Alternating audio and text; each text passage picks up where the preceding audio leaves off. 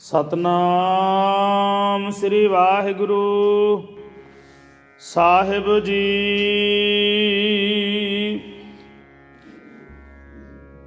ਸੋਰਠ ਮਹੱਲਾ ਨੌਵਾਂ। ਪ੍ਰੀਤਮ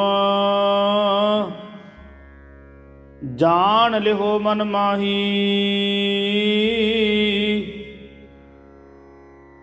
ਆਪਣੇ ਸੁਖ ਸਿਉ ਹੀ ਜਗ ਫਾਂਧਿਓ, ਕੋ ਕਾਹੂ ਕੋ ਨਾਹੀ।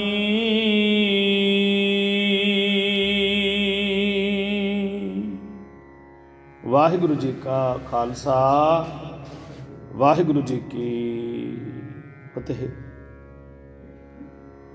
ਯੁਗੋ ਯੁਗ ਅਟਲ, ਚਵਰ ਤਖਤ ਛਤਰ ਦੇ ਮਾਲਕ, ਸਤਿਕਾਰੇ ਅਰਸ਼ ਸਤਿਗੁਰੂ ਧੰਨ ਗੁਰੂ ਗ੍ਰੰਥ ਸਾਹਿਬ ਜੀ ਦੇ ਪਾਵਨ ਮੁਬਾਰਕ ਚਰਨਾਂ ਦੇ ਵਿੱਚ ਹਾਜ਼ਰੀਨ, ਗੁਰੂ ਰੂਪ ਗੁਰੂ ਖਾਲਸਾ ਸਾਧ ਸੰਗਤ ਜੀ।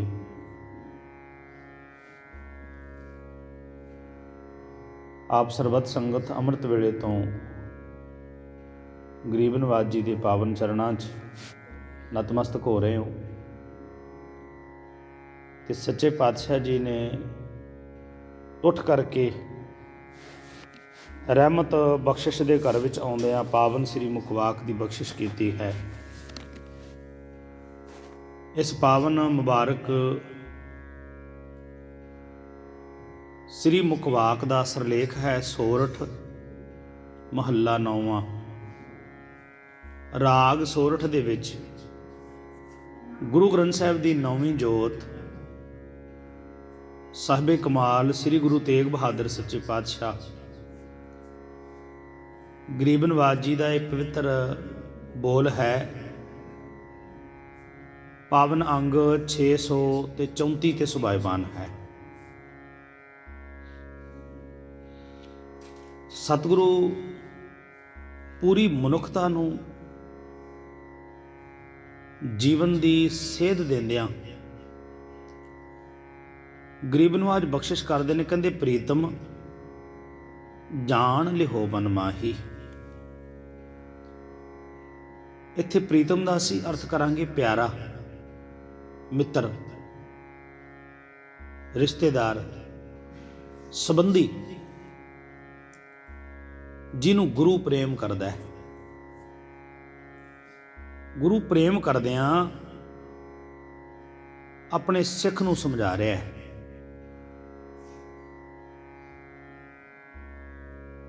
ਪ੍ਰੀਤਮ ਜਾਣ ਲਿਹੋ ਮਨ ਮਾਹੀ। ਇਹ ਭਾਈ ਇੱਕ ਗੱਲ ਨੂੰ ਆਪਣੇ ਮਨ ਦੇ ਵਿੱਚ, ਆਪਣੇ ਅੰਤਹਿਕਰਨ ਦੇ ਵਿੱਚ ਉਤਾਰ ਲੈ, ਸਮਝ ਲੈ। ਇਸ ਗੱਲ ਨੂੰ ਦਿਲ ਦੀਆਂ ਗਹਿਰਾਈਆਂ ਤੋਂ ਜਾਣ ਲੈ ਕਿ ਆਪਣੇ ਸੁਖ ਸਿਉ ਹੀ ਜਗ ਫਾਂਧਿਓ, ਕੋ ਕਾਹੂ ਕੋ ਨਾਹੀ। ਸਾਰਾ ਸੰਸਾਰ ਆਪਣੇ ਸੁੱਖਾਂ ਦੇ ਨਾਲ ਹੀ ਜੁੜਿਆ ਹੈ। ਇੱਥੇ ਕੋਈ ਐਸਾ ਨਹੀਂ ਹੈ ਜਿਹੜਾ ਕਿਸੇ ਦਾ ਸਾਥ ਨਿਭਾ ਸਕੇ। ਮਨੁੱਖੀ ਸਰੀਰ ਦਾ ਜਿਹੜਾ ਸਾਥ ਹੈ, ਸਤਿਗੁਰੂ ਦੀ ਪਾਵਨ ਬਾਣੀ ਕਹਿੰਦੀ ਹੈ, 100 ਮਣ ਹਸਤੀ ਘਿਓ ਗੁੜ ਮਿੱਠਾ, 500 ਦਾਣਾ ਖਾਏ, ਡੱਕੇ ਫੂਕੇ ਖੇ ਉਡਾਵੈ, ਆਏ ਗਿਆ ਪਛਤਾਏ। ਸ਼ਮਸ਼ਾਨ ਭੂਮੀ ਤੱਕ ਅਖੀਰਲਾ ਸਫ਼ਰ ਹੁੰਦਾ ਹੈ, ਬਸ ਇਦੋਂ ਅੱਗੇ ਨਹੀਂ।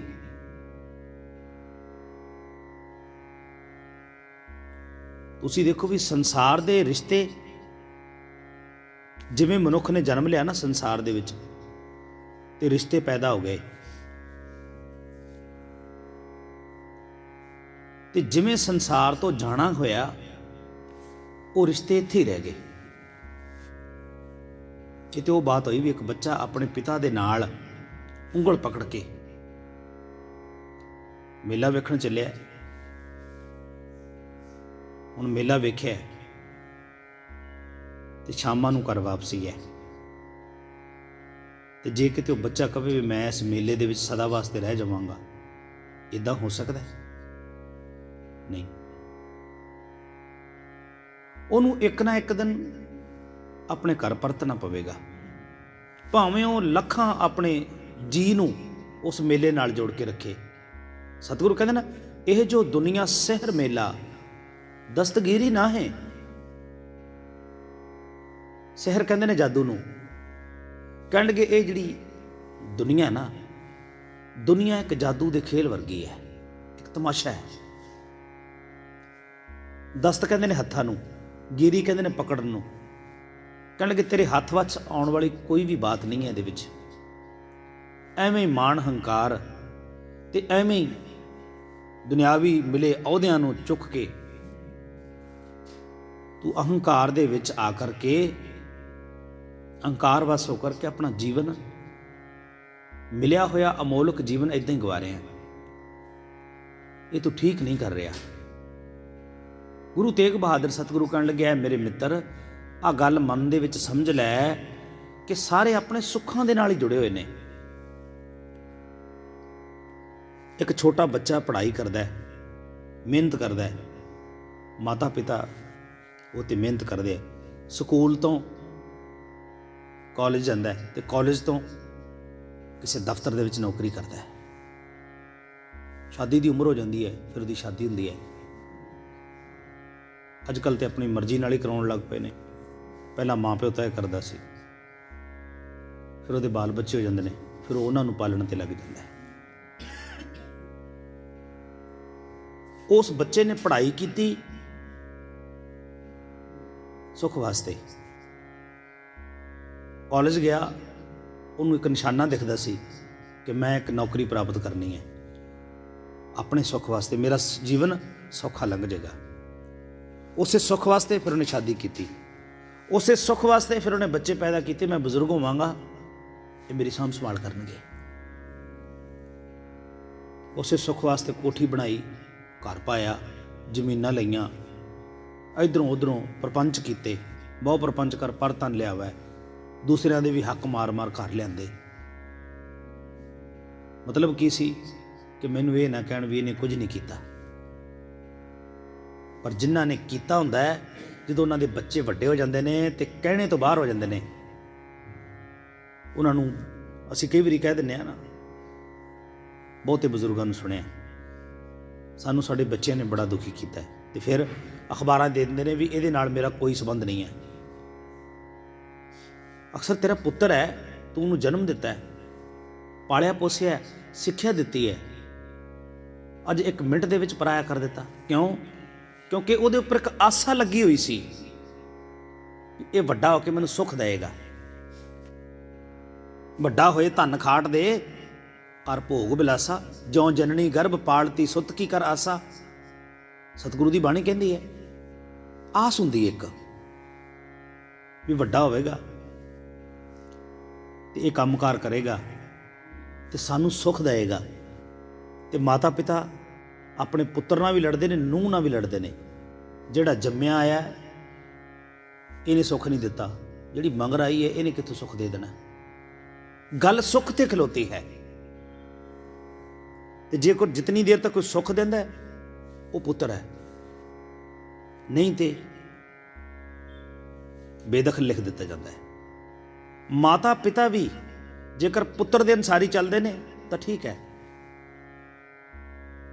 ਨਹੀਂ ਤੇ ਫਿਰ ਮਾਤਾ ਪਿਤਾ ਤੋਂ ਅਲੱਗ ਹੋ ਜਾਂਦਾ ਹੈ। ਭਾਈ ਗੁਰਦਾਸ ਕਹਿੰਦੇ ਨੇ, ਵੱਖ ਹੋਵੇ ਪੁੱਤ ਰੰਨ ਲੈ, ਮਾਂ ਪਿਓ ਦੇ ਉਪਕਾਰ ਵਿਸਾਰੇ।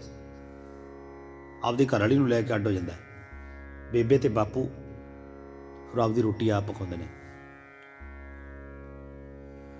ਸਤਿਗੁਰੂ ਕਹਿੰਦੇ, ਆਪਣੇ ਸੁੱਖ ਸਿਉ ਹੀ ਜਗ ਫਾਂਦੇ ਹੋ, ਕੋ ਕਾਹੂ ਕੋ ਨਾਹੀ।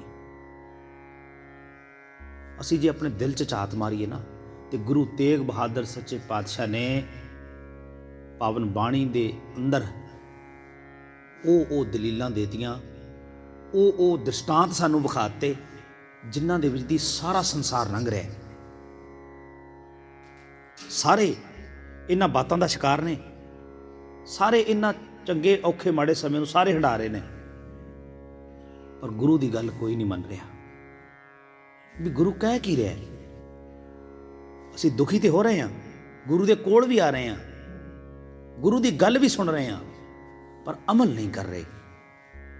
ਸਤਿਗੁਰੂ ਕਹਿੰਦੇ ਨੇ, ਕਹਿੰਦੇ ਸੁਖ ਮੈਂ ਆਣ ਬਹੁਤ ਮਿਲ ਬੈਠਤ, ਰਹਿਤ ਚਹੂੰ ਦਿਸ ਘੇਰੈ।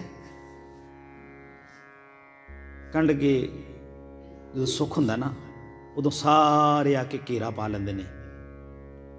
ਇੱਕ ਮਾਂ ਨੇ 2 ਪੁੱਤਰ ਜਨਮੇ, ਇੱਕ ਪਿੰਡ 'ਚ ਰਹਿੰਦਾ, ਇੱਕ ਸ਼ਹਿਰ 'ਚ ਰਹਿੰਦਾ। ਜੋ ਇੱਦਾਂ ਹੀ ਕਹਿ ਲਓ ਵੀ ਦੋਨੋਂ ਹੀ ਪਿੰਡ 'ਚ ਰਹਿੰਦੇ ਨੇ, ਇੱਕ ਪਿੰਡ 'ਚ ਰਹਿੰਦਾ, ਇੱਕ ਬਾਹਰ ਢਾਣੀਆਂ 'ਚ ਰਹਿੰਦਾ। ਜਿਹੜਾ ਢਾਣੀਆਂ ਵਾਲਾ ਉਹ ਥੋੜ੍ਹਾ ਅਮੀਰ ਹੈ, ਨੌਕਰੀ ਪੇਸ਼ੇ ਲੱਗਿਆ ਹੋਇਆ, ਤੇ ਦੂਸਰਾ ਉਹ ਖੇਤੀ ਕਰਦਾ, ਬਹੁਤੀ ਮਾਇਆ ਨਹੀਂ ਹੈ, ਗੁਜ਼ਾਰਾ ਹੀ ਚੱਲਦਾ ਹੈ। ਪਿੰਡ ਵਾਲੇ ਨੂੰ ਕੋਈ ਬੁਲਾਉਂਦਾ ਨਹੀਂ, ਢਾਣੀ ਵਾਲੇ ਦੇ ਕੋਲੇ 2 ਕਿਲੋਮੀਟਰ ਚੱਲ ਕੇ ਜਾਂਦੇ ਨੇ ਉਹਨੂੰ ਦੁਆ ਸਲਾਮ ਕਰਨ ਵਾਸਤੇ। ਕਿਉਂ? ਤਕੜਾ ਬੰਦਾ ਜੀ, ਕਈ ਵਾਰੀ ਕੰਮ ਹੀ ਪੈ ਜਾਂਦਾ ਹੈ, ਉਹਨੂੰ ਸਾਰੇ ਦੁਆ ਸਲਾਮ ਕਰਨ ਵਾਸਤੇ ਜਾਂਦੇ ਨੇ। ਦੁਆ ਸਲਾਮ ਕਿਹਨੂੰ ਹੋ ਰਹੀ ਹੈ? ਰੁਤਬੇ ਨੂੰ, ਅਹੁਦੇ ਨੂੰ, ਮਾਇਆ ਨੂੰ। ਇਸ ਮਾਇਆ ਕੀ ਸ਼ੋਭਾ 4 ਦਿਹਾੜੇ ਜਾਂਦੇ ਬਿਲਮ ਨਾ ਹੋਈ, ਉਹਦੇ ਕਰਕੇ ਸ਼ੋਭਾ ਹੋ ਰਹੀ ਹੈ। ਪਿੰਡ ਵਾਲੇ ਨੂੰ ਕੋਈ ਆਦਰ ਨਹੀਂ ਦਿੰਦਾ, ਕਿਉਂਕਿ ਉਹ ਨਿਰਧਨ ਹੈ। ਸਤਿਗੁਰੂ ਕਬੀਰ ਜੀ ਕਹਿੰਦੇ, ਨਿਰਧਨ ਆਦਰ ਕੋਈ ਨਾ ਦੇ।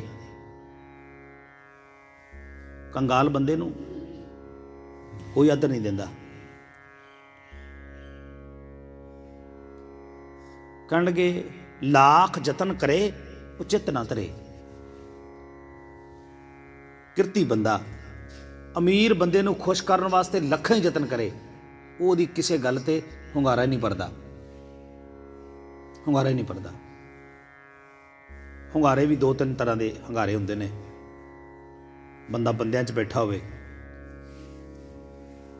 ਕੋਈ ਗਰੀਬ ਬੰਦਾ ਚੰਗੀ ਗੱਲ ਕਰਦਾ ਏ, ਲੱਖ ਯਤਨ ਕਰੇ ਉਹ ਚਿੱਤ ਨਾ ਧਰੇ, ਤੇ ਉਹਦੇ ਮੂੰਹ ਚੰਗੀ ਗੱਲ ਸੁਣ ਕੇ ਤੇ ਉਹ ਜਿਹੜਾ ਅਮੀਰ ਤਰੀਨ ਬੰਦਾ ਹੈ ਉਹ ਵੀ ਬੈਠਾ ਵਿੱਚ, ਸਾਰੇ ਪਰੋਂ ਵਾਲੇ ਜਿਹੜੇ ਬੈਠੇ ਨੇ ਸੱਥ ਦੇ ਵਿੱਚ ਬੰਦੇ, ਉਹ ਕਹਿਣਗੇ ਹੂੰ ਠੀਕ ਹੈ, ਹੂੰ ਦੇ ਵਿੱਚ ਹੰਗਾਰਾ ਦਿੰਦੇ ਨੇ। ਤੇ ਜਿਹੜਾ ਉਹ ਅਮੀਰ ਬੈਠਾ ਹੈ, ਉਹ ਭਾਵੇਂ ਜੱਗ ਜਹਾਨ ਦੀ ਬੇਕਾਰ ਬਾਤ ਕਰਦਾ ਹੈ ਉੱਥੇ, ਜਿਹੜੀ ਬੰਦਿਆਂ ਦੇ ਵਿੱਚ ਨਹੀਂ ਕੀਤੀ ਜਾ ਸਕਦੀ, ਉਹਨੂੰ ਕਹਿਣਗੇ ਹਾਂਜੀ ਇਹ ਅਮੀਰ ਬੰਦਾ ਜੀ, ਹੋ ਸਕਦਾ ਇੱਦਾਂ ਹੀ ਹੋਵੇ। ਕਹਿਣਗੇ ਨਹੀਂ ਜੀ, ਅਮੀਰਾਂ ਦੇ ਚੋਜ ਹੁੰਦੇ ਇਸ ਤਰ੍ਹਾਂ ਕਰਕੇ। ਹੁੰਗਾਰਾ ਕਿਸ ਚੀਜ਼ ਨੂੰ ਮਿਲ ਰਿਹਾ? ਉਹਦੀ ਮਾਇਆ ਨੂੰ, ਉਹਦੇ ਰੁਤਬੇ ਨੂੰ, ਉਹਦੇ ਅਹੁਦੇ ਨੂੰ। ਗਰੀਬ ਨਵਾਜ ਕਹਿੰਦੇ, ਸੁਖ ਮੈਂ ਆਣ ਬਹੁਤ ਮਿਲ ਬੈਠਤ, ਤੇ ਰਹਿਤ ਚਹੂੰ ਦਿਸ ਘੇਰੈ। ਬਿਪਤ ਭਰੀ ਸਭ ਹੀ ਸੰਗ ਛਾੜਤ, ਕੋ ਨਾ ਆਵਤ ਨੇਰੈ। ਕਬੀਰ ਜੀ ਕਹਿੰਦੇ, ਨਿਰਤਨ ਆਦਰ ਕੋਈ ਨਾ ਦੇ, ਲੱਖ ਯਤਨ ਕਰੇ ਉਹ ਚਿੱਤ ਨਾ ਧਰੇ। ਜੋ ਨਿਰਤਨ ਸਰ ਧਨ ਕੇ ਜਾਏ, ਅੱਗੇ ਬੈਠਾ ਪੀਠ ਫਿਰਾਏ। ਜਿਹਦੇ ਕੋਲ ਪੈਸਾ ਨਹੀਂ ਹੈ ਨਾ, ਉਹ ਕਿਸੇ ਅਮੀਰ ਨੂੰ ਮਿਲਣ ਵੀ ਚਲੇ ਜਾਵੇ ਤੇ ਉਹ ਭਾਵੇਂ ਬਾਥਰੂਮ 'ਚ ਹੋਵੇ ਜਵਾਬ ਦੇ ਦਿੰਦਾ, ਕਹਿੰਦੇ ਵੀ ਚੰਡੀਗੜ੍ਹ ਗਿਆ। ਕਿਉਂ? ਕੁਛ ਨਾ ਕੁਛ ਮੰਗਣ ਆਇਆ ਹੋਣਾ। ਪਰ ਦੂਸਰੀ ਉਦਾਹਰਨ ਦਿੰਦਿਆਂ, ਦੂਸਰੀ ਦਲੀਲ ਦਿੰਦਿਆਂ ਕਬੀਰ ਜੀ ਕਹਿੰਦੇ, ਜੋ ਸਰ ਧਨ ਨਿਰਧਨ ਕੇ ਜਾਈ, ਦੀਆ ਆਦਰ ਲਿਆ ਬੁਲਾਏ। ਪੈਸੇ ਵਾਲਾ ਅਮੀਰ ਬੰਦਾ ਕਿਤੇ ਉਹਨੂੰ ਕੋਈ ਲੋੜ ਪੈ ਜਾਵੇ, ਕਿਉਂਕਿ ਕੋਈ ਸੂਈ ਜੋਗਾ ਤੇ ਕੋਈ ਸੜਾਈ ਜੋਗਾ, ਪੰਜਾਬੀ ਦੀ ਕਹਾਵਤ ਹੈ।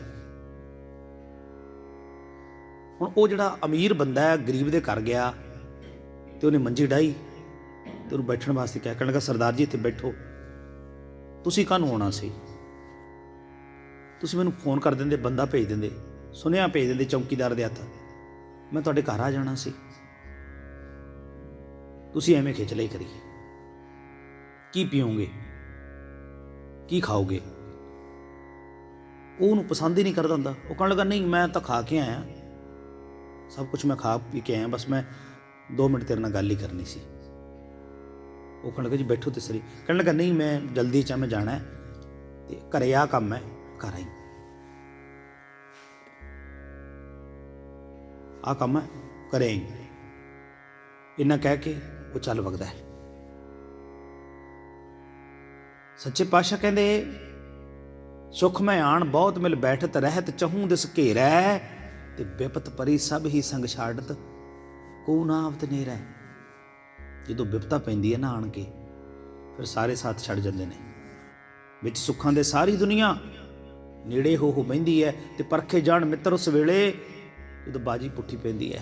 ਬੁਰਾ ਵਕਤ ਜਾਂ ਬੰਦੇ ਤੇ ਆਣ ਪੈਂਦਾ ਤੇ ਸੱਪ ਰੱਸੀਆਂ ਦੇ ਬਣ ਕੱਟ ਜਾਂਦੇ। ਬੁਰੇ ਭਲੇ ਦੀ ਕੋਈ ਨਹੀਂ ਪਰਖ ਕਰਦਾ ਤੇ ਮਿੱਤਰਾਂ ਤੋਂ ਪਾਸਾ ਵੱਟ ਜਾਂਦੇ, ਛੱਡ ਜਾਂਦੇ ਨੇ ਸਾਥ।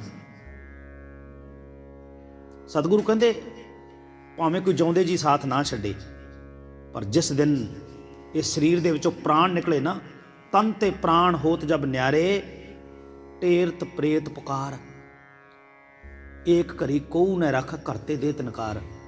ਬਾਹਰ ਕੱਢ ਦਿੰਦੇ ਨੇ ਘਰ ਤੋਂ। ਤੇ ਜਿਹੜੇ ਮਿੱਤਰ ਹੁੰਦੇ ਨੇ ਸਿਰਫ ਸ਼ਮਸ਼ਾਨ ਭੂਮੀ ਤੱਕ ਜਾਂਦੇ ਨੇ, ਕਈ ਤਾਂ ਉੱਥੇ ਵੀ ਨਹੀਂ ਜਾਂਦੇ। ਕਈ ਜਾ ਵੜਦੇ ਨੇ, ਰਸਤੇ 'ਚ ਟਲ ਜਾਂਦੇ ਨੇ, ਗੁਰਦੁਆਰੇ ਨਹੀਂ ਆਉਂਦੇ ਅੰਤਮ ਅਰਦਾਸ ਕਰਾਉਣਾ ਲਾਹਣੀਆਂ ਦੀ। ਤੇ ਕਈ ਉੱਥੇ ਵੀ ਨਹੀਂ ਜਾਂਦੇ, ਗੁਰਦੁਆਰੇ ਵੀ ਨਹੀਂ ਆਉਂਦੇ, ਤੇ ਭੋਗ ਤੇ ਇੱਕ ਕਾਗਜ਼ਾ ਭੇਜ ਦਿੰਦੇ ਨੇ ਚਿੱਟੇ ਜਿਹੇ ਰੰਗ ਦਾ, ਸੋਖ ਸੰਦੇਸ਼, ਜਿਹਨੂੰ ਅੱਜ ਕੱਲ੍ਹ ਅਸੀਂ ਰਿਵਾਜ਼ ਚਲਾਇਆ ਹੋਇਆ। ਇੱਕ ਬੰਦਾ ਇਸ ਸੰਸਾਰ ਤੋਂ ਕੂਚ ਕਰ ਗਿਆ, ਉਹਦੇ ਘਰ ਦੀ ਆਰਥਿਕ ਹਾਲਤ ਉਸੇ 'ਤੇ ਨਿਰਭਰ ਸੀ। ਇੱਦਾਂ ਕੱਲੀ ਉਹਨਾਂ ਦਾ ਘਰ ਮੁੱਦਾ ਹੋ ਗਿਆ ਤੇ ਦੂਜਾ ਬੰਦਾ ਇਕੱਲੇ ਕਾਗਜ਼ ਨਹੀਂ ਸਾਰ ਰਿਹਾ, ਉਹ ਕਿ ਜੀ ਮਿੱਤਰ ਹੈ। ਰੌਲਾ ਕੀ ਹੈ? ਪਬਲਿਸਿਟੀ ਦਾ। ਕਹਿਣਗੇ ਫਲਾਣੇ ਦੇ ਤੇ ਬੜੇ ਲੀਡਰ ਆਏ ਜੀ, ਬੜੀ ਜਾਣ ਪਹਿਚਾਣ ਸੀ। ਜਿਹੜੇ ਲੀਡਰ ਨਾਲ ਜਾਣ ਪਛਾਣ ਚਾਹੀਦੀ ਸੀ ਉਹਦੇ ਨਾਲ ਕੀਤੀ ਨਹੀਂ, ਨਾ ਜਾਣ ਵਾਲੇ ਨੇ ਨਾ ਮੰਗਰਲਿਆਂ ਨੇ। ਅਕਾਲ ਪੁਰਖ ਦੇ ਨਾਲ ਇੱਦਾਂ ਹੀ ਹੁੰਦਾ ਨਾ। ਅਜੀ ਫਲਾਣੀ ਪਾਰਟੀ ਦੇ ਪ੍ਰਧਾਨ ਦਾ ਜੀ ਅਸ਼ੋਕ ਪੱਤਰ ਆਇਆ ਜੀ, ਪੜ੍ਹ ਦਿਓ ਜੀ। ਤੇ ਪੱਤਰ ਪੜ੍ਹਨ ਵਾਲੇ, ਮੈਂ ਬੇਨਤੀ ਕਰਾਂ ਇੱਥੇ, ਜਦੋਂ ਗੁਰੂ ਗ੍ਰੰਥ ਸਾਹਿਬ ਦੀ ਅਰਦਾਸ ਹੋ ਗਈ, ਸੱਚੇ ਪਾਤਸ਼ਾਹ ਦੇ ਚਰਨਾਂ 'ਚ ਅਰਦਾਸ ਹੋ ਗਈ, ਗੁਰੂ ਗ੍ਰੰਥ ਸਾਹਿਬ ਦਾ ਹੁਕਮਨਾਮਾ ਹੋ ਗਿਆ ਸੱਚੇ ਪਾਤਸ਼ਾਹ ਜੀ ਦਾ, ਗੁਰੂ ਦੇ ਹੁਕਮ ਤੋਂ ਵੱਡਾ ਕੀ ਹੋ ਸਕਦਾ? ਤੇ ਉਹ ਖਲੋ ਕੇ ਇੱਥੇ ਦੁਨਿਆਵੀ ਗੱਲਾਂ ਕਰਕੇ, ਭਾਵੇਂ ਕਿਸੇ ਨੇ ਕੋਈ ਬੰਦੇ ਦੀ ਸ਼ਕਲ ਨਾ ਵੇਖੀ ਹੋਵੇ, ਉਹਦੀਆਂ ਸਿਫਤਾਂ ਦੇ ਪੁਲ ਬੰਨ੍ਹ ਕੇ, ਉਹ ਲੱਖ ਜ਼ਮਾਨੇ ਦਾ ਐਬੀ ਹੋਵੇ, ਕਹਿਣਗੇ ਜੀ ਬੜਾ ਗੁਰਮੁਖ ਸੀ। ਸਿਫਤਾਂ ਦੇ ਪੁਲ ਬੰਨ੍ਹ ਕੇ ਗੁਰੂ ਦੀ ਹਜ਼ੂਰੀ 'ਚ ਝੂਠ ਦਾ ਪਲੰਦਾ ਬੁਣ ਕੇ ਤੇ ਫਿਰ ਕਹਿਣ ਲੱਗੇ ਨੇ ਜੀ ਮੈਂ ਅਰਦਾਸ ਕਰਦਾ ਵੀ ਸੱਚੇ ਪਾਤਸ਼ਾਹ ਉਹਨਾਂ ਨੂੰ ਚਰਨਾਂ 'ਚ ਨਿਵਾਸ ਬਖਸ਼ੇ। ਆ ਜਿਹੜੇ ਬਾਕੀ ਸਾਰਿਆਂ ਨੇ ਖਲੋ ਕੇ ਅਰਦਾਸ ਕੀਤੀ ਦੂਰੋਂ ਦੂਰੋਂ ਆ ਕਰਕੇ ਗੁਰੂ ਦੇ ਚਰਨਾਂ 'ਚ, ਤੇਰੇ ਆਉਣ ਤੋਂ ਪਹਿਲਾਂ, ਤੇਰੇ ਬੋਲਣ ਤੋਂ ਪਹਿਲਾਂ। ਐਸੇ ਬੰਦੇ ਆਉਂਦੇ ਵੀ ਉਦੋਂ ਹੁੰਦੇ ਨੇ ਜਦੋਂ ਹੁਕਮਨਾਮਾ ਹੋ ਜਾਂਦਾ, ਕਿਉਂਕਿ ਜ਼ਰੂਰੀ ਹੁੰਦਾ ਨਾ ਜੀ। ਇੰਪੋਰਟਡ ਬੰਦੇ ਹੁੰਦੇ ਨੇ, ਬਿਲਕੁਲ ਐਨ ਜਿਨ੍ਹਾਂ ਬਿਨਾਂ ਸਮਾਜ ਨੂੰ ਸਰਦਾ ਹੀ ਨਹੀਂ ਹੁੰਦਾ, ਬਿਲਕੁਲ ਐਨ ਸਮੇਂ 'ਤੇ ਆਉਣਗੇ। ਇੱਕ ਦਾ ਘਰ ਮੁੱਦਾ ਹੋ ਗਿਆ, ਦੂਸਰਾ ਫਾਰਮੈਲਿਟੀਆਂ ਕਰ ਰਿਹਾ। ਹੱਦ ਹੋ ਗਈ। ਅਸੀਂ ਕਿਹੜੇ ਰਸਤੇ ਨੂੰ ਤੁਰ ਪਏ? ਕਬੀਰ ਜੀ ਕਹਿੰਦੇ ਨੇ, ਕਹਿੰਦੇ ਡੂਬੋ ਗੇਰੇ ਬਾਪਰੇ ਬਹੁ ਲੋਗਣ ਕੀ ਕਾਣ, ਪਰ ਉਸੀ ਕੇ ਜੋ ਹੁਆ ਤੂੰ ਆਪਣੇ ਪੀ ਜਾਣ। ਕਹਿਣਗੇ ਲੋਕਾਂ ਦੀ ਝੇਫ, ਲੋਕਾਂ ਦੀ ਕਾਣ, ਇਹਨੇ ਤੇਰੀਆਂ ਬੇੜੀਆਂ ਦੇ ਵਿੱਚ ਵੱਟੇ ਪਾ ਦੇਣੇ ਨੇ।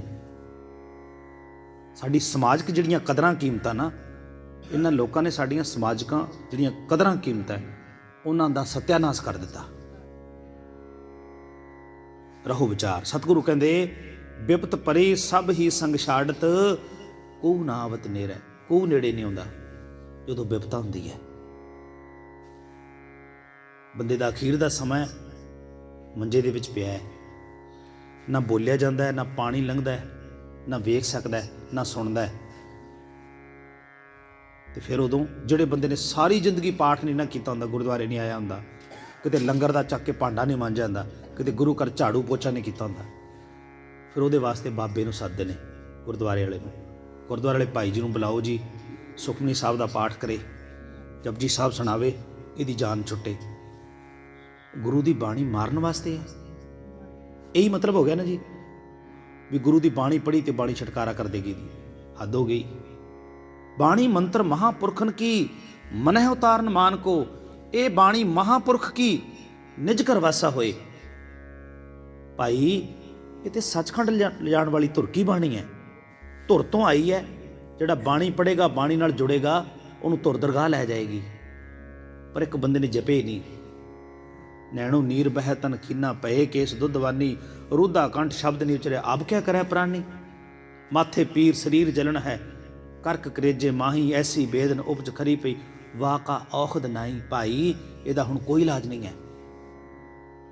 ਹੁਣ ਤੇ ਇਹਨੂੰ 84 ਲੱਖ ਜੂਨਾਂ ਦੇ ਵਿੱਚ ਦੁਬਾਰਾ ਆਉਣਾ ਹੀ ਪੈਣਾ। ਸਤਿਗੁਰੂ ਗੁਰੂ ਤੇਗ ਬਹਾਦਰ ਸੱਚੇ ਪਾਤਸ਼ਾਹ ਜੀ ਬਖਸ਼ਿਸ਼ ਕਰਦੇ ਨੇ, ਕਹਿੰਦੇ ਮਨੁੱਖ ਦਾ ਸਭ ਤੋਂ ਵੱਧ ਪ੍ਰੇਮ ਆਪਣੀ ਇਸਤਰੀ ਨਾਲ ਹੁੰਦਾ ਹੈ। ਇਸਤਰੀ ਵਜ਼ੀਰ ਹੁੰਦੀ ਹੈ ਤੇ ਜਿਹੜਾ ਮਨੁੱਖ ਹੁੰਦਾ, ਭਾਈ ਹੁੰਦਾ ਜਿਹੜਾ, ਉਹ ਰਾਜਾ ਹੁੰਦਾ ਹੈ। ਉਹ ਉਹਦੀ ਸਲਾਹ ਨਾਲ ਚੱਲਦਾ ਹੈ। ਗੌੜੀ ਕੀ ਵਾਰ ਸਤਿਗੁਰੂ ਕਹਿੰਦੇ ਨੇ, ਜੋਰਾਂ ਦਾ ਆਖਿਆ ਪੁਰਖ ਕਮਾਉਂਦੇ। ਜੋਰਾ ਸ਼ਬਦ ਇਸਤਰੀ ਵਾਸਤੇ ਵਰਤਿਆ ਗਿਆ। ਕਹਿਣ ਲੱਗੇ ਘਰ ਦੀ ਜਿਹੜੀ ਘਰ ਗ੍ਰਸਤੀ ਹੈ ਉਹ ਇਸਤਰੀ ਦੀ ਰਾਏ ਨਾਲ ਚੱਲਦੀ ਹੈ। ਸਾਡੇ ਪੰਜਾਬੀ 'ਚ ਇੱਕ ਕਹਾਵਤ ਹੈ, ਬੰਦਾ ਪੰਡਾ ਨਾ ਪੈਸਾ ਲਿਆਵੇ ਘਰ ਨਹੀਂ ਜੋੜ ਸਕਦਾ। ਤੇ ਜੇ ਇਸਤਰੀ ਸੂਈ ਨਾਲ ਵੀ ਪੱਟਣ ਲੱਗ ਜਾਏ ਨਾ, ਘਰ ਪੱਟਿਆ ਜਾਂਦਾ ਹੈ। ਕਾਰਨ ਕੀ ਹੈ? ਹਰ ਇੱਕ ਰਾਏ ਲੈ ਕਰਕੇ ਫਿਰ ਕਾਰਜ ਹੁੰਦਾ ਹੈ। ਇਸਤਰੀ ਘਰ ਨੂੰ ਮੈਨੇਜ ਕਰਦੀ ਹੈ। ਬੰਦੇ ਨੂੰ ਨਹੀਂ ਪਤਾ ਵੀ ਜਵਾਕ ਦੀ ਫੀਸ ਭਰਨੀ ਹੈ, ਵੈਨ ਵਾਲੇ ਨੂੰ ਦੇਣੇ ਨੇ, ਦੁੱਧੀ ਨੂੰ ਦੇਣੇ ਨੇ, ਕਰਿਆਨੇ ਵਾਲੇ ਨੂੰ ਦੇਣੇ ਨੇ। ਦੁਨਿਆਵੀ ਜਿਹੜਾ ਮੈਨੇਜਮੈਂਟ ਹੈ, ਜਿਹੜੀ ਔਰਤ ਨਾਲ ਦੀ ਮੈਨੇਜਮੈਂਟ ਕਿਸੇ ਤੋਂ ਨਹੀਂ ਹੋ ਸਕਦੀ। ਰਹੋ ਵਿਚਾਰ। ਘਰ ਕੀ ਨਾਰ ਬਹੁਤ ਹਿਤ ਜਾਸਿਓ, ਸਦਾ ਰਹਿਤ ਸੰਗ ਲਾਗੀ। ਬਹੁਤ ਪ੍ਰੇਮ ਹੈ, ਬਹੁਤ ਹਿਤ ਹੈ, ਤੇ ਹਰ ਵਕਤ ਉਹਦੇ ਖਿਆਲਾਂ ਦੇ ਵਿੱਚ ਰਹਿੰਦੀ ਹੈ। ਜੋਗੀ ਭਰਥਰੀ ਨੇ ਇੱਕ ਗ੍ਰੰਥ ਲਿਖਿਆ ਸੀ, ਬੈਰਾਗ ਸ਼ਤਕ, ਉਹਦੇ 'ਚ ਉਹਨੇ ਜ਼ਿਕਰ ਕੀਤਾ ਹੈ ਕਿ ਇੱਕ ਔਰਤ ਦੇ ਕਰਕੇ ਮੈਂ ਇਹ ਜੋਗੀ ਬਣਿਆ ਤੇ ਮੈਂ ਉਹਨੂੰ ਸਦਾ ਮਨ ਦੇ ਵਿੱਚ ਚਿਤਵਦਾ ਸਾਂ, ਪਰ ਉਹ ਮੈਨੂੰ ਆਪਣੇ ਮਨ ਦੇ ਵਿੱਚ ਨਹੀਂ ਚਿਤਵਦੀ ਸੀ। ਇਸੇ ਆਧਾਰ ਤੇ ਉਹਨੇ ਇੱਕ ਬੜਾ ਵੱਡਾ ਗ੍ਰੰਥ ਲਿਖ ਦਿੱਤਾ, ਬੈਰਾਗ ਸ਼ਤਕ। ਚਲੋ ਰਹੋ ਵਿਚਾਰ, ਮੈਂ ਸਮਾਪਤੀ ਵੱਲ ਜਾਵਾਂ। ਘਰ ਕੀ ਨਾਰ ਬਹੁਤ ਹਿਤ ਜਾਸਿਓ, ਸਦਾ ਰਹਿਤ ਸੰਗ ਲਾਗੀ। ਜਬ ਹੀ ਹੰਸ ਤਜੀਏ ਕਾਇਆ, ਪ੍ਰੇਤ ਪ੍ਰੇਤ ਕਰ ਭਾਗੀ। ਬਹੁਤ ਪ੍ਰੇਮ ਹੁੰਦਾ ਹੈ, ਪਰ ਜਿਵੇਂ ਸਰੀਰ ਦੇ ਵਿੱਚੋਂ ਸਵਾਸ ਨਿਕਲਦੇ ਨੇ, ਟੇਰਤ ਪ੍ਰੇਤ ਪੁਕਾਰ, ਕਹਿੰਦੇ ਨੇ ਜੀ ਹੁਣ ਇਹਨੂੰ ਬੰਨਾਂ ਦੇ ਥੱਲੇ ਨਾ ਰੱਖੋ। ਉਹੀ ਬੰਦਾ ਹੁੰਦਾ ਜਿਹਨੇ ਘਰ ਪਾਇਆ ਹੁੰਦਾ ਹੈ। 5 ਮਿੰਟਾਂ ਬਾਅਦ ਉਹਨੂੰ ਬਾਹਰ ਵਿਹੜੇ ਦੇ ਵਿੱਚ ਪਾ ਦਿੱਤਾ ਜਾਂਦਾ ਹੈ। ਤੇ ਫਿਰ ਮੈਂ ਇੱਥੇ ਇੱਕ ਬੇਨਤੀ ਕਰਾਂ, ਭਾਈਆਂ ਦੇ ਅੰਦਰ ਵਿਚਾਰ ਪ੍ਰਧਾਨ ਹੁੰਦੀ ਹੈ। ਹਰ ਗੱਲ ਦੀ ਵਿਚਾਰ ਕਰਦੇ ਨੇ, ਉਹ ਸਲਾਹ ਮਸ਼ਵਰਾ ਕਰਦੇ ਨੇ। ਤੇ ਬੀਬੀਆਂ ਦੇ ਅੰਦਰ ਭਾਵਨਾ ਪ੍ਰਧਾਨ ਹੁੰਦੀ ਹੈ, ਤੇ ਉਹ ਭਾਵਨਾ ਵਸ ਹੋ ਕਰਕੇ ਐਸੇ ਵਹਿਮ ਭਰਮ, ਐਸੀਆਂ ਬਾਤਾਂ ਉਹ ਕਰ ਜਾਂਦੀਆਂ ਨੇ। ਅਸੀਂ ਕੋਈ ਭੋਗ ਹੋਵੇ, ਭੋਗ ਹੋਣ ਤੋਂ ਪਹਿਲੇ ਅਸੀਂ ਰਹਿ ਲੈਂਦੇ ਹੁੰਦੇ ਹਾਂ ਵੀ ਕਿਹੜੇ ਦਿਨ ਦਾ ਭੋਗ ਬਣਾਈਏ ਜੀ। ਬੀਬੀਆਂ ਕਹਿਣਗੀਆਂ ਵੀ ਸੋਮਵਾਰ ਦਾ ਭੋਗ ਨਹੀਂ ਬਣਾਉਣਾ। ਕਿਉਂ? ਇਹਦੀ ਤਾਂ ਵਿਚਾਰ ਹੁੰਦੀ ਹੈ ਜੀ। ਕਾਹਦੀ ਵਿਚਾਰ ਹੈ ਭਾਈ? ਇਹ ਸ਼ਨੀਵਾਰ ਨੂੰ ਭੋਗ ਨਹੀਂ ਪਾਉਂਦੇ ਹੁੰਦੇ, ਚੜ੍ਹਦੇ ਵਾਰ ਨੂੰ। ਕਿਉਂ ਜੀ? ਫਿਰ ਕਹਿੰਦੇ ਚੜ੍ਹਦੀ ਤੋਂ ਚੜ੍ਹਦੀ ਮੌਤ ਹੁੰਦੀ ਹੈ। ਅਸੀਂ ਗੁਰੂ ਗ੍ਰੰਥ ਸਾਹਿਬ ਦੀ ਹਜ਼ੂਰੀ ਬੈਠ ਕੇ ਭਾਈ ਰਾਏ ਲੈਂਦੇ ਨੇ ਬੀਬੀਆਂ ਤੋਂ, ਤੇ ਬੀਬੀਆਂ ਕਹਿੰਦੀਆਂ ਨਹੀਂ ਇਸ ਦਿਨ ਤਾਂ ਆਪਾਂ ਕਰਨਾ ਨਹੀਂ। ਸਾਡੇ ਨਾਲ ਇੱਦਾਂ ਹੁੰਦਾ, ਕਈ ਵਾਰੀ ਬੁੱਕ ਕਰਵਾ ਕੇ ਪ੍ਰੋਗਰਾਮ ਬਾਅਦ 'ਚ ਬਦਲਾ ਦਿੰਦੇ ਨੇ, ਕਹਿੰਦੇ ਘਰ ਦੀਆਂ ਬੀਬੀਆਂ ਨਹੀਂ ਮੰਨਦੀਆਂ, ਇੱਦਾਂ ਅਸੀਂ ਕਰਨਾ ਨਹੀਂ, ਇੱਦਾਂ ਨਹੀਂ ਭੋਗ ਪਾਉਣਾ ਸੀ। ਉਹ ਵਿਚਾਰ ਕਰਦੀਆਂ, ਵਹਿਮ ਕਰਦੀਆਂ, ਵਿਚਾਰ ਨਹੀਂ ਕਰਦੀਆਂ। ਵਿਚਾਰ ਕਰਨਾ ਹੁੰਦਾ ਡਿਬੇਟ ਕਰਨੀ, ਉਸ ਗੱਲ ਨੂੰ ਐਨਾਲਿਸਿਸ ਕਰਨਾ, ਵੇਖਣਾ ਵੀ ਦਿਨ ਕਿਹੜਾ ਮਾੜਾ ਹੈ। ਸੋਮਵਾਰ ਨੂੰ ਜੇ ਮੰਨ ਲਓ ਕਿਸੇ ਦੇ ਘਰ ਪੁੱਤਰ ਹੋ ਜਾਵੇ, ਕੀ ਅਸੀਂ ਉਹਨੂੰ ਰੱਖਦੇ ਨਹੀਂ? ਸ਼ਨੀਵਾਰ ਨੂੰ ਪੁੱਤਰ ਹੋ ਜਾਵੇ, ਕੀ ਅਸੀਂ ਇਹਨੂੰ ਰੱਖਦੇ ਨਹੀਂ? ਗੁਰੂ ਤੇਗ ਬਹਾਦਰ ਸੱਚੇ ਪਾਤਸ਼ਾਹ ਕਹਿ ਰਹੇ ਨੇ, ਇਹ ਬਿਧ ਕੋ ਵਿਵਹਾਰ ਬਣਿਓ ਹੈ। ਭਾਈ ਇਹ ਅਕਾਲ ਪੁਰਖ ਵਾਹਿਗੁਰੂ ਦੀ ਨਿਯਮਾਵਲੀ ਹੈ। ਕਿਸੇ ਦਾ ਜੰਮਣਾ ਤੇ ਕਿਸੇ ਦਾ ਮਰਨਾ ਕਿਸੇ ਦਿਨ ਨਾਲ ਸੰਬੰਧਿਤ ਨਹੀਂ ਹੈ। ਕਿਆ ਜਾਣਾ ਕਿਵ ਮਰੇਂਗੇ, ਕੈਸਾ ਮਰਨਾ ਹੋਏ। ਇਹਨਾਂ ਵਹਿਮਾਂ ਭਰਮਾਂ 'ਚੋਂ ਗੁਰੂ ਦੀ ਬਾਣੀ ਸਾਨੂੰ ਕੱਢਦੀ ਹੈ। ਪਰ ਅਸੀਂ ਬਾਣੀ ਸੁਣਦੇ ਹਾਂ, ਗੁਰਦੁਆਰੇ ਆਉਂਦੇ ਹਾਂ, ਪਰ ਜਦੋਂ ਕਿਤੇ ਇਸ ਤਰ੍ਹਾਂ ਦਾ ਹਾਦਸਾ ਹੋ ਜਾਂਦਾ ਹੈ, ਕੋਈ ਟ੍ਰੈਜਡੀ ਘਟਤ ਹੋ ਜਾਂਦੀ ਹੈ, ਅਸੀਂ ਗੁਰੂ ਗ੍ਰੰਥ ਸਾਹਿਬ ਨੂੰ ਲਾਮੇ ਕਰ ਦਿੰਦੇ ਹਾਂ, ਆਪ ਦੀ ਮਰਜ਼ੀ ਕਰਦੇ ਹਾਂ। ਫਿਰ ਅਸੀਂ ਭਾਈ ਜੀ ਦੀ ਕੋਈ ਨਹੀਂ ਸੁਣਦਾ। ਮਾਫ ਕਰਨਾ। ਸਤਿਗੁਰੂ ਕਹਿੰਦੇ ਘਰ ਕੀ ਨਾਰ ਬਹੁਤ ਹਿਤ ਜਾਸਿਓ, ਸਦਾ ਰਹਿਤ ਸੰਗ ਲਾਗੀ। ਜਬ ਹੀ ਹੰਸ ਤਜੀ ਇਹ ਕਾਇਆ, ਇਹ ਕਾਇਆ ਛੱਡ ਦਿੱਤੀ ਹੰਸ ਰੂਪੀ ਜੋਤ ਨੇ, ਤੇ ਪ੍ਰੇਤ ਪ੍ਰੇਤ ਕਰ ਭਾਗੀ। ਘਰ ਦਾ ਮਾਲਕ ਥੋੜ੍ਹੀ ਦੇਰ ਬਾਅਦ ਪਹਿਲਾਂ ਤੇ ਦੁਆਵਾਂ ਸਨ, ਮਹਾਰਾਜ ਸੱਚੇ ਪਾਤਸ਼ਾਹ ਇਹਨੂੰ ਤੰਦਰੁਸਤੀ ਬਖਸ਼ੋ। ਤੇ ਜਿਵੇਂ ਉਹਦੇ ਸਵਾਸ ਨਿਕਲੇ, ਕਹਿਣ ਲੱਗੇ ਜੀ ਤਾਂ ਪ੍ਰੇਤ ਹੈ, ਇਹਨੂੰ ਲੈ ਜਾਓ। ਕੈਸਾ ਜੀਵਨ ਹੈ ਸਾਡਾ, ਕਿਹੜੀ ਆਈਡੀਓਲੋਜੀ ਦੇ ਨਾਲ, ਕਿਹੜੇ ਸਿਧਾਂਤ ਨਾਲ ਅਸੀਂ ਆਪਣਾ ਜੀਵਨ ਜਿਉ ਰਹੇ ਹਾਂ। 5 ਮਿੰਟ ਪਹਿਲਾਂ ਉਹ ਡੈਡੀ ਸੀ ਸਾਰਿਆਂ ਦਾ, ਬਾਪੂ ਸੀ ਸਾਰਿਆਂ ਦਾ, ਹੁਣ ਪ੍ਰੇਤ ਹੋ ਗਿਆ। ਫਿਰ ਕਹਿੰਦੇ ਇਹ ਵਿਦ ਕੋ ਵਿਵਹਾਰ ਬਣਿਓ ਹੈ, ਇਹ ਮੇਰੇ ਮਿੱਤਰ ਇਹ ਦੁਨੀਆ ਦਾ ਰਵੱਈਆ ਬਣਿਆ ਹੋਇਆ। ਜਾਂ ਸੇ ਉਹ ਨਿਹੁ ਲਗਾਏ, ਜਿਹਦੇ ਨਾਲ ਤੂੰ ਪ੍ਰੇਮ ਕਰ ਰਿਹਾ, ਬਹੁਤ ਪ੍ਰੇਮ ਹੈ ਤੇਰਾ, ਪਰ ਅੰਤ ਬਾਰ ਨਾਨਕ ਬਿਨ ਹਰਜੀ ਕੋ ਕਾਮ ਨਾ ਆਏ। ਗੁਰੂ ਤੇਗ ਬਹਾਦਰ ਲਾਹਣੀਆਂ ਕਹਿੰਦੇ ਨੇ, ਕਹਿਣ ਲੱਗਿਆ ਮੇਰੇ ਮਿੱਤਰ ਅਖੀਰ ਨੂੰ ਅਕਾਲ ਪੁਰਖ ਵਾਹਿਗੁਰੂ ਦਾ ਜਪਿਆ ਹੋਇਆ ਨਾਮ ਹੀ ਤੇਰੇ ਕੰਮ ਆਉਣਾ ਹੈ। ਜੋ ਤੂੰ ਜਪ ਲਿਆ ਉਹ ਤੇਰੇ ਨਾਲ ਚੱਲੇਗਾ, ਨਾਲ ਜਾਵੇਗਾ। ਗੁਰ ਕਾ ਬਚਨ ਬਸੈ ਜੀ ਨਾਲੇ, ਜਲ ਨਹੀਂ ਡੂਬੈ ਤਸਕਰ ਨਹੀਂ ਲੇਵੈ, ਪਾਹੇ ਨਾ ਸਾਕੈ ਜਾਲੇ, ਨਿਰਤਨ ਕੋ ਤਨ ਅੰਧਲੇ ਕੋਟਿਕ, ਮਾਤ ਦੂਧ ਜੈਸੇ ਬਾਲੇ, ਸਾਗਰ ਮੈਂ ਬੋਹਤ ਪਾਇਓ ਹਰ ਨਾਨਕ, ਕਰੀ ਕਿਰਪਾ ਕਿਰਪਾਲੇ। ਗੁਰੂ ਕਿਰਪਾ ਕਰੇ। ਸਮਾਂ ਤਕਰੀਬਨ 10 ਮਿੰਟ ਵੱਧ ਲੱਗ ਗਏ ਜੀ, ਮੈਂ ਮਾਫੀ ਚਾਹੁੰਦਾ। ਤੇ ਬੇਨਤੀ ਇਹ ਹੈ ਕਿ ਅਸੀਂ ਸਤਿਗੁਰੂ ਦੀ ਬਾਣੀ ਤੇ ਭਰੋਸਾ ਕਰੀਏ, ਅਸੀਂ ਬਾਣੀ ਦੇ ਅਨੁਸਾਰ ਹੋਈਏ। ਤੇ ਜੇਕਰ ਅਸੀਂ ਬਾਣੀ ਦੇ ਅਨੁਸਾਰ ਹੋਵਾਂਗੇ ਨਾ, ਰਹਿਣੀ ਰਹਿ ਸੋਈ ਸਿੱਖ ਮੇਰਾ, ਉਹ ਸਾਹਿਬ ਮੈਂ ਉਸਕਾ ਚੇਰਾ, ਮੈਂ ਉਹਦਾ ਚੇਲਾ ਹਾਂ, ਉਹ ਮੇਰਾ ਗੁਰੂ ਹੈ, ਮੈਂ ਉਹਦਾ ਸਤਿਕਾਰ ਕਰਦਾ ਜਿਹੜਾ ਬਾਣੀ ਦੇ ਸਿਧਾਂਤ ਅਨੁਸਾਰ ਆਪਣਾ ਜੀਵਨ ਬਤੀਤ ਕਰਦਾ ਹੈ। ਤੇ ਇੱਕ ਸਾਹਿਬ ਨੇ ਬਚਨ ਹੋਰ ਕੀਤਾ, ਜਿਨ ਪੈ ਅਦਬ ਨਾ ਬਾਣੀ ਧਾਰਾ, ਜਾਣੋ ਸੋ ਸਿੱਖ ਨਹੀਂ ਹਮਾਰਾ। ਕਹਿਣ ਲੱਗੇ ਜਿਹੜਾ ਬਾਣੀ ਦਾ ਅਦਬ ਨਹੀਂ ਨਾ ਕਰਦਾ, ਬਾਣੀ ਦੀ ਗੱਲ ਨਹੀਂ ਨਾ ਮੰਨਦਾ, ਉਹ ਸਾਡਾ ਸਿੱਖ ਹੀ ਨਹੀਂ ਹੈ। ਕਿਉਂ? ਕਿਉਂਕਿ ਬਾਣੀ ਗੁਰੂ ਹੈ।